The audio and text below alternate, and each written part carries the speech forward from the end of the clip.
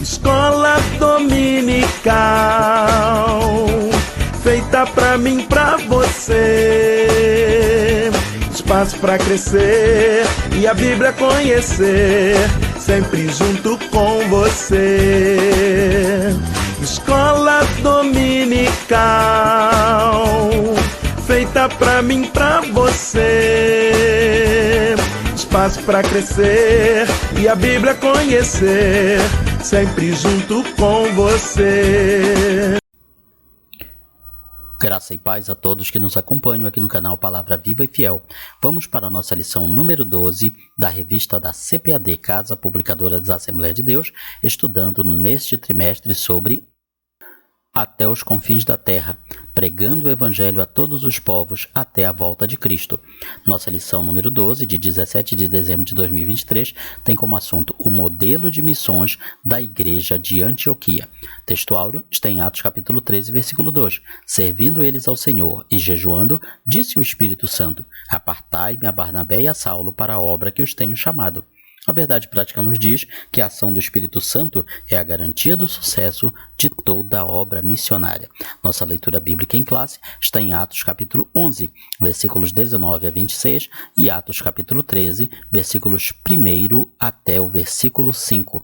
Esse texto, em resumo, ele fala sobre um pouco como era o proceder missionário na igreja de Antioquia.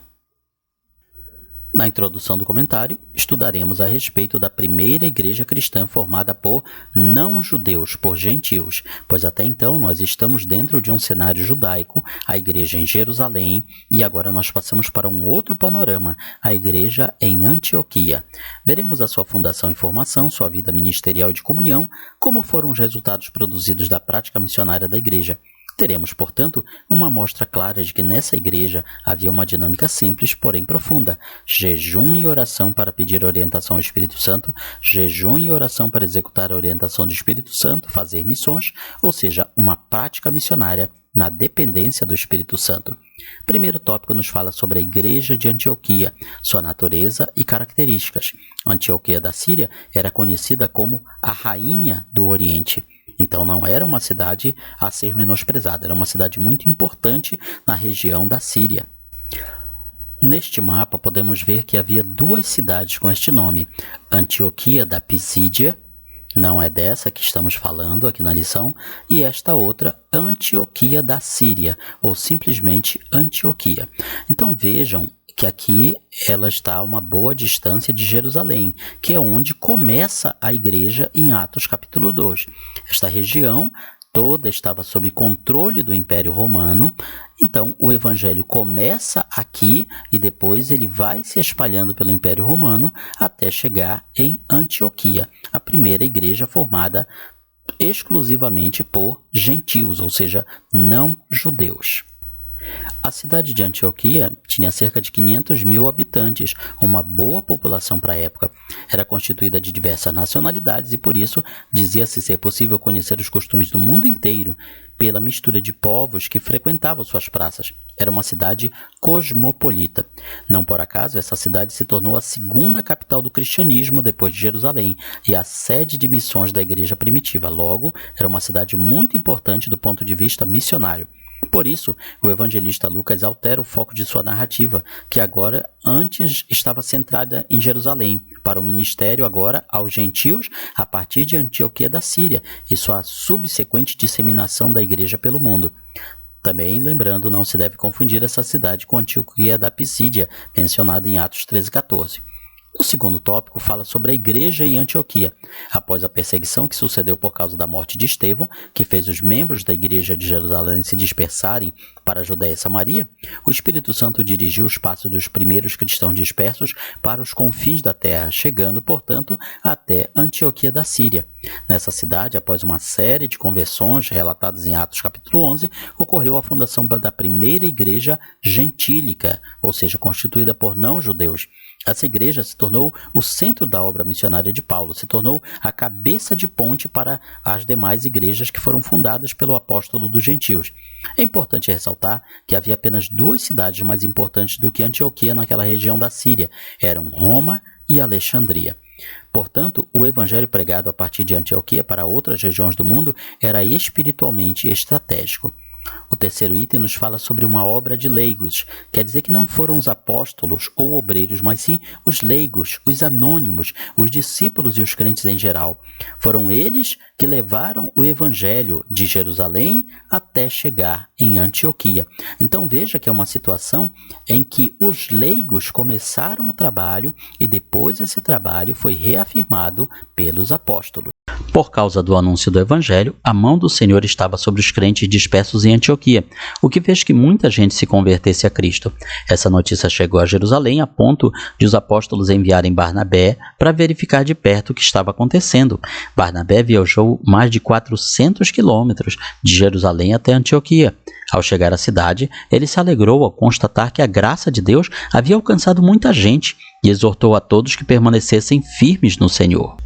Atos 11:26 também destaca que foi em Antioquia o lugar que eles foram chamados de cristãos pela primeira vez, em grego Christianos, ou seja, seguidores de Cristo, pequenos cristãos. O nome que hoje é espalhado pelo mundo todo, cristãos, começou a ser utilizado em Antioquia. No segundo tópico, falamos sobre uma igreja missionária em ação. Havia ali alguns profetas e doutores. A igreja em Antioquia tinha uma boa liderança exercendo a vocação. Nessa igreja, Deus estabeleceu profetas e doutores, ou mestres. Os profetas eram as pessoas que exerciam o dom de transmitir a mensagem de Deus sob inspiração do Espírito Santo e de maneira espontânea. Os doutores ou mestres eram cheios do Espírito Santo e ensinavam a palavra de Deus com autoridade e sabedoria do alto. Não eram, portanto, homens orgulhosos, cheios de sabedoria meramente humana, como era comum existirem naquela época muitos mestres de várias correntes religiosas ou filosóficas. Porém, eram pessoas que usavam a sabedoria de Deus para transmitir as verdades sagradas ao povo. O segundo item nos fala sobre uma liderança servidora. A liderança da igreja em Antioquia era constituída sem barreiras raciais ou espirituais. Por exemplo, Barnabé, consolador, misericordioso; Simeão, negro, africano; Lúcio, sireneu, também africano; Manaém, irmão de criação ou de leite de Herodes o tetrarca, justamente o Herodes que matou João Batista; Saulo, ou Paulo, fariseu, ex-perseguidor da igreja. Em qualquer outro lugar, a combinação de pessoas assim seria explosiva e não daria certo.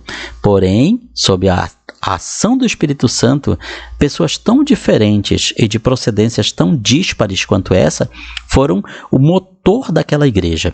Essa profunda comunhão de adoração, oração e serviço na diversidade de pessoas salvas trazia uma convicção de trabalho em favor das multidões não alcançadas da Ásia Menor e da Europa. Essas regiões ainda não tinham sido alcançadas pelo Evangelho. Terceiro item, apartai-me a Barnabé e a Saulo. Nesse ambiente de sensibilidade espiritual, o Espírito Santo ordenou que separassem Barnabé e Saulo. Em seguida, eles foram enviados para o campo missionário.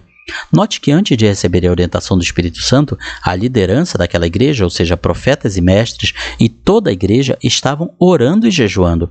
Após receberem a orientação do Espírito Santo e antes de enviarem Barnabé e Saulo, os profetas, mestres e toda a igreja continuavam jejuando e orando.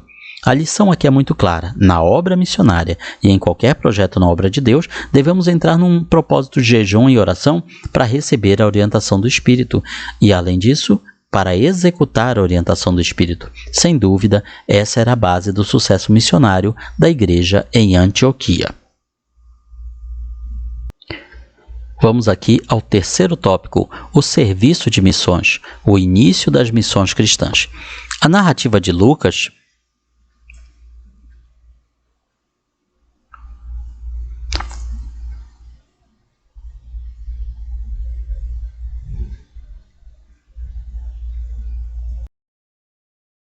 que denominamos primeira viagem missionária de Paulo, começa em Antioquia com a escolha dele próprio, com Barnabé, pelo Espírito Santo, para uma obra especial.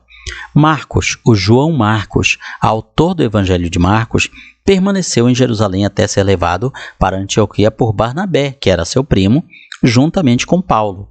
Eles regressavam de uma missão de socorro a Jerusalém.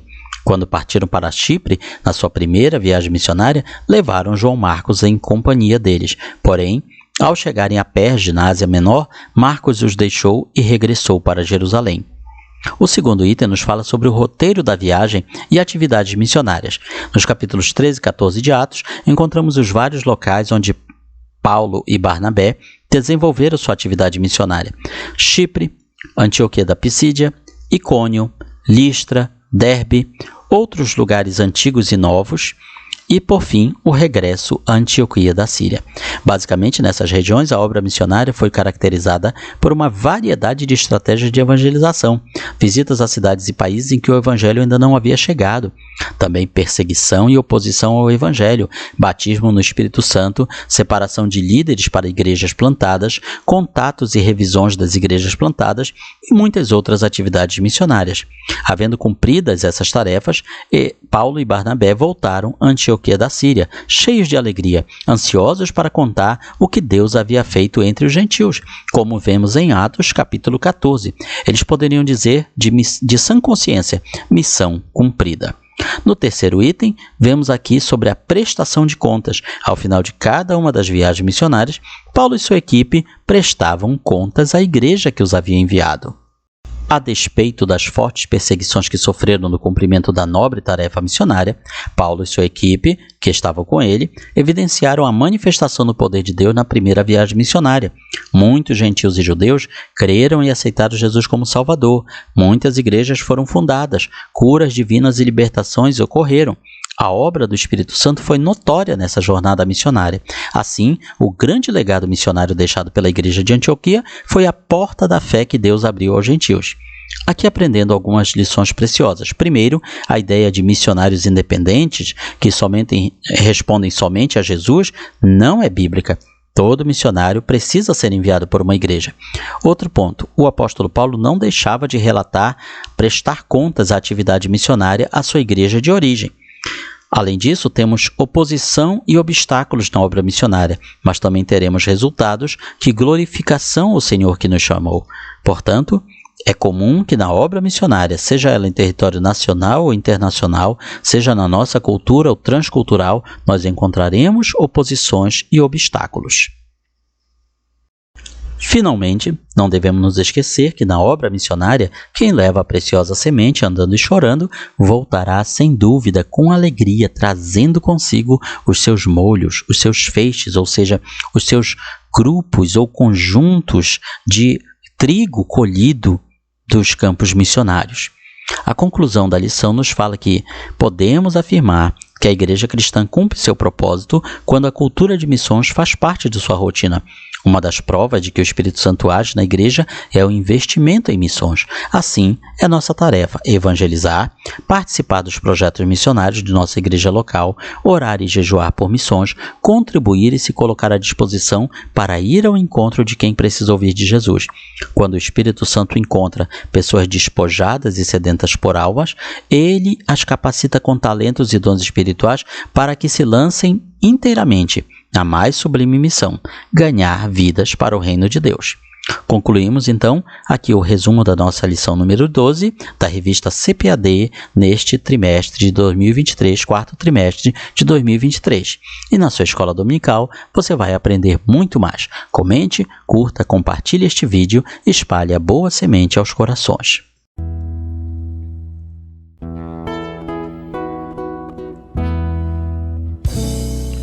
Findou-se o tempo de estudo